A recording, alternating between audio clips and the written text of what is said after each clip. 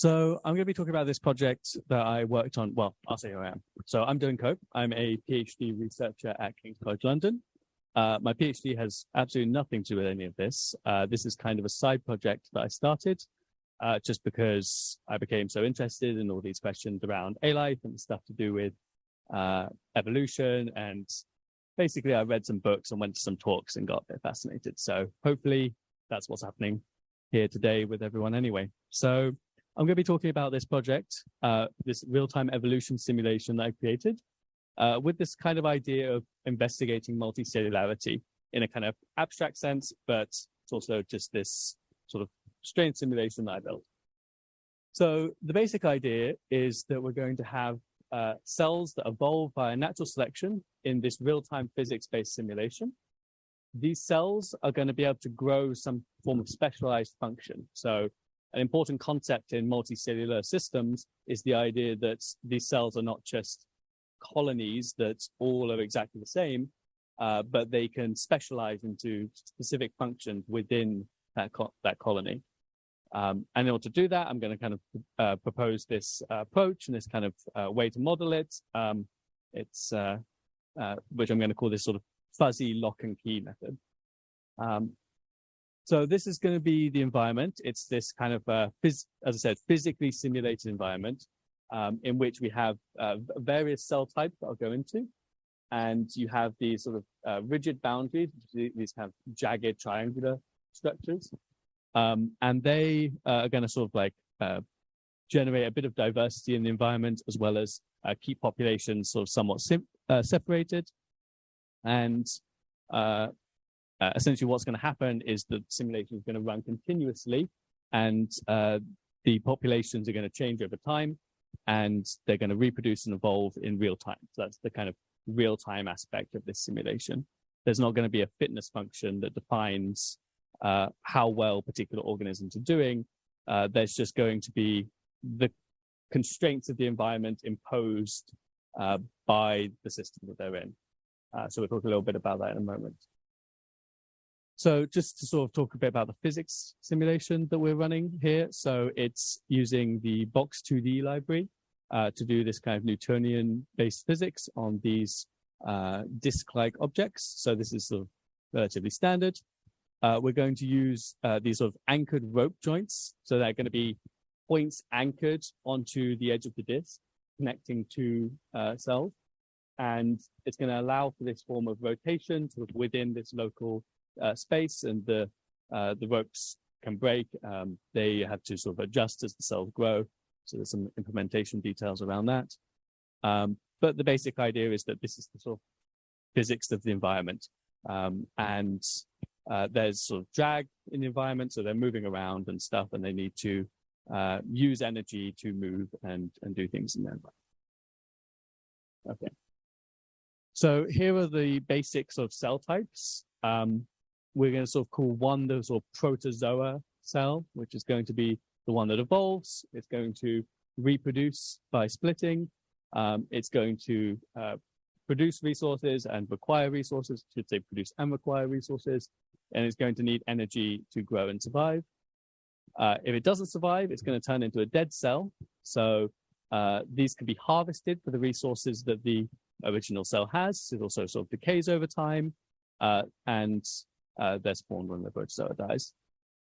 And then finally, there's the plant cells, and these are the kind of sources of energy in the environment. They're going to photosynthesize. They're also going to reproduce by splitting, so they are potentially a finite source of energy in the sense that you can cause a plant population to go extinct and then cause yourself to go extinct.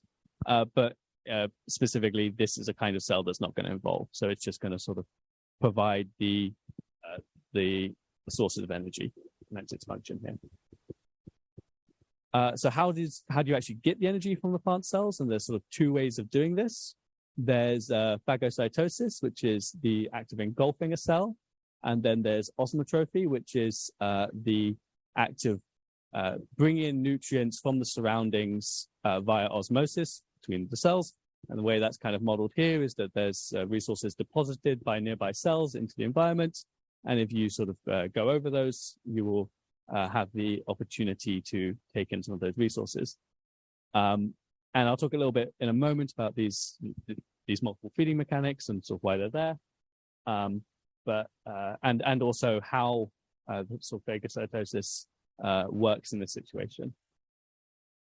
And that's to do with what I sort of refer to as this surface node system. So it's the idea of the different functions in which cells can adopt. And I've kind of got a sort of cartoonish one here. And there's going to be points on the surface of the cell, which we call these nodes, so surface nodes.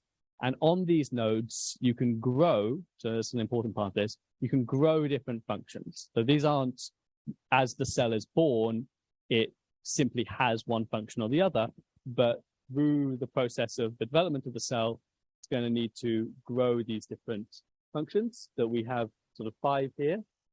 So one is sort of a flagella or flagellum, and that's going to help you move. There's a spike that's going to help you incur damage on other cells, so potentially take their resources. There's the phagocytosis receptor. The basic idea of that is if you you can use it to engulf other cells, so it's kind of an option to try and get more food.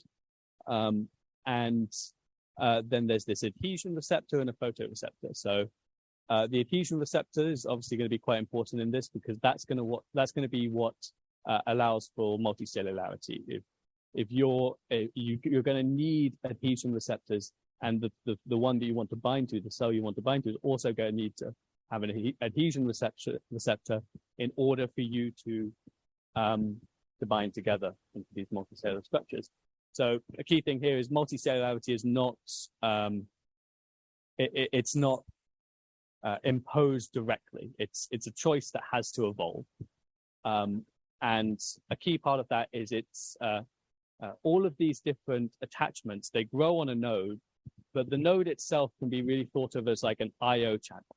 So what that means is if you think of the inside of the cell and then the attachment itself, at the moment I'm just going to sort of say that the inside of the cell can send signals to the node, and those signals are going to control what the attachment does. So for example, if you send on the flagellum, if you send a signal to the 0th index of that IO channel, you might cause the flagellum to produce thrust. On the other hand, if you send it to the 0th index and there happens to be an adhesion receptor on that cell, well then you're going to send that signal instead of to a thrust attachment, you're going to send it to the input channel of that corresponding node on the other cell. So the purpose here is to allow for this IO channel to have replaceable attachments. And I'll kind of talk about like the reason for why I think that's interesting and why I decided to design it this way. But for the time being, you can see that there's a bunch of different IO semantics. It's not a complete list of what these things do or mean. One of the sort of obvious ones is the photoreceptor. It's sort of a patch on the cell at the place of the node in which you can see things at a distance. And you're going to get color information out of that. So that's the kind of basics of this system, and the kind of evolutionary inspiration, if you like, for this system is this idea that comes from the evolutionary biologist Neil Shubin. It's not a exact implementation or something of this quite broad idea from Neil Shubin, but it's a kind of inspiration of this revolutionary repurposing, he calls it. This idea that a system can evolve for one purpose and then later be repurposed to some new end. So the example that I'm kind of, again, a sort of somewhat cartoonish example to illustrate the point is, say you have some cell at the top there, and it's evolved to take in information from light and transmit that information to the flagella, and then do something, go towards the plant cell or something. So it's evolved some sort of capacity for the purpose of seeking out food. Now in the future, there may be some kind of mutation that repurposes that internal control structures by changing to an adhesion receptor, but now sending the same signal. So the cell on the right here is going to send the same signal to the cell on the left that it would have received if it saw green light.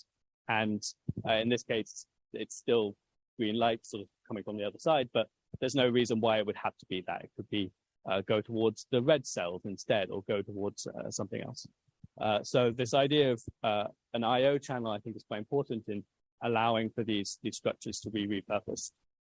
That's the sort of basic idea. So what the actual control structures inside the cells look like is these sort of artificial gene regulatory networks. So this is not unique, obviously. This is a artificial neural network which is being used in the context of a gene regulatory network. There's much work elsewhere doing exactly the same thing in order to evolve multicellular structures within different contexts that play similar roles. In this case, we kind of have various inputs on one side from the nodes themselves. We have various inputs about the state of the cell, such as its health, the amount of available resources, environmental information, kind of stuff like that. And then on the outputs, we have whatever goes out to the corresponding nodes and regulating control systems for regulating stuff like health, repair, stuff like that, motor control, movements, and what functions to grow on nodes. So that's going to be an important part. As I said, right, the attachments themselves, they are not given by birth, they need to be grown. So you need to make a decision about what you're going to grow there. But before we go on to that, just a quick little recap on the resource flows and also introducing some sort of new concepts that will help understand how this construction process happens. So as I said, you've got the sort of cell in the middle, the protozoan.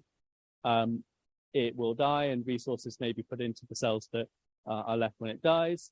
It can also eat cells, can eat other cells, or eat the resources from cells through phagocytosis or osmotrophy. And that's going to allow it to get energy, mass, and then this complex molecules here. And before anyone in the kind of artificial chemistry scene gets too excited by complex molecules, this is just going to be our stand-in for the kinds of resources needed to make various different construction projects. So these are going to be they're going to be represented in ways that allow for different things to be created under various different circumstances. And they're going to require some of that energy and mass to produce complex molecules, which are then going to be used in turn to produce functions. So we have this kind of, if you like, central dogma style control flow where you have the genetic information passing through the gene regulatory network, producing these complex molecules, which then produce functions. So this kind of maybe analogous DNA, RNA function, protein function kind of flow. And I've just put a couple different examples up there of what those construction projects look like. Construction projects, again, what that means is you're growing these various different attachments. So that kind of moves us on to this, as I said, like fuzzy lock and key mechanism that we're doing. These complex molecules that I talk about, these are going to be essentially the keys. So the analogy I want you to have in your mind is this idea of obviously these molecules kind of interlocking in some way in order to produce some kind of function. So the complex molecules are the keys, and this construction signature, which is going to be sort of assigned to each cell through the gene regulatory network, is going to be the lock. So you're going to need some resource in order to unlock the attachment on the cell. That's a kind of the general principle here. I'm not going to go into too much details on exactly how this procedure works, but each complex molecule is going to be represented by a number in the unit interval. Each possible functional component is going to have some point on that unit interval, and you're going to essentially use the molecules available to you in order to try and build something. And that's kind of the general process of how these things come about. And then over some time, it will go from sort of 0% complete to 100% complete, depending on whether or not you've met the requirements and stuff like that. So yeah, okay. So this is some data just from running the simulation for a while, just to sort of get an impression of what changes over time. Essentially, eating is really good, is the takeaway here.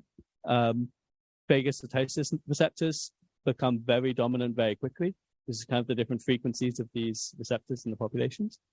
You can see adhesion receptors sort of starting to take off a little bit towards the end, and the others not so interested. They sort of come and go here and there. Definitely no reason to think that there is any form of adaptive evolution happening there. I'm not going to claim anything about adaptation. We can see sort of these multicellular structures starting to evolve at a certain point in time. So after about 300 generations or so, they start to take hold, and they sort of come and they go sometimes. So you see,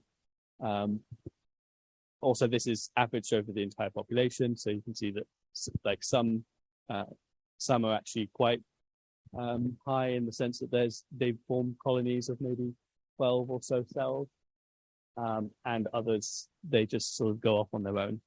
And I observed in particular that essentially what happens is that being a part of a multicellular colony makes movement really hard, because you're all trying to maybe go in different directions and figure out what to do, trying to get food. So actually, if you're in a big open space, it turns out like tends to be pretty bad, depending on circumstances and depending on the contingency of your situation.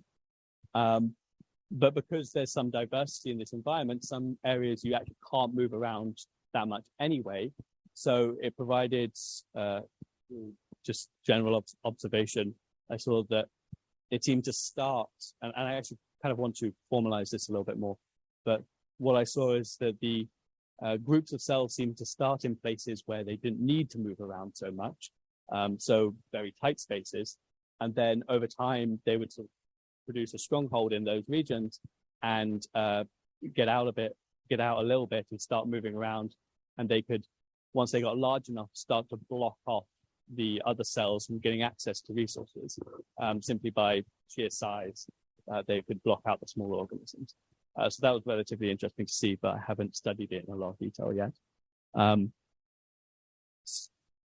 minutes left. Okay, I'll quickly talk about this case study. So as I said, one of the interesting things I wanted to look at is this cell specialization effect, and wanted to see if that's actually happening.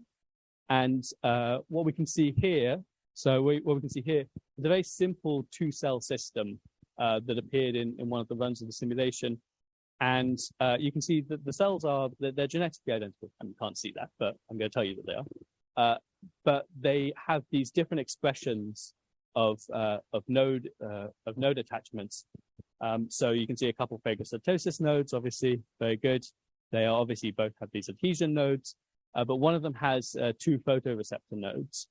And again, I'm not going to make any claims about adaptiveness. This is definitely not an adaptation, but it's interesting to see that within the system, this could actually become, it could appear, and once it appears, it was actually stable in the sense that this reproduced itself.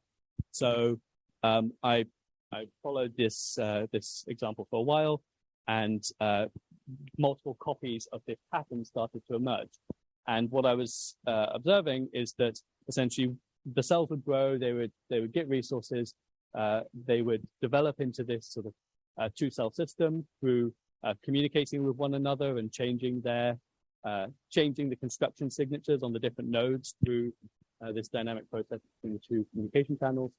And then eventually they would reproduce, and they would both go off and reproduce separately, multiple new copies, which would then again. If they got close enough, they would get there in the So it was relatively interesting to see that in practice. And as time, there are many limitations, but thankfully we don't talk about that. So thank you for your time. Awesome.